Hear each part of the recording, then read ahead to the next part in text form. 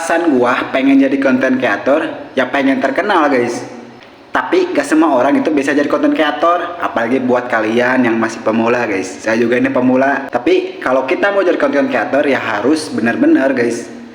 Harus konsisten, harus belajar public speaking, harus gimana mental kita itu kuat ketika viewer lagi sepi. Tapi menurut gua guys, namanya viewer sepi, namanya nggak ada yang like, nggak ada yang komen, kita itu harus sadar diri, kita itu pemula.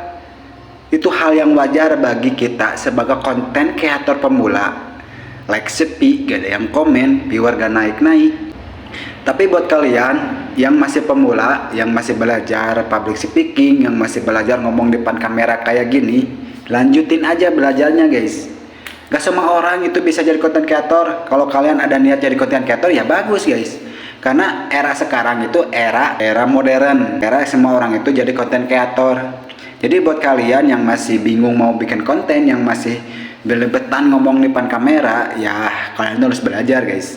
Kalian sadar diri aja, konten kreator besar yang udah besar sekarang, viewernya ribuan, pengikutnya jutaan, mereka dulu juga itu sama seperti kita guys. Mereka dulu itu juga pemula.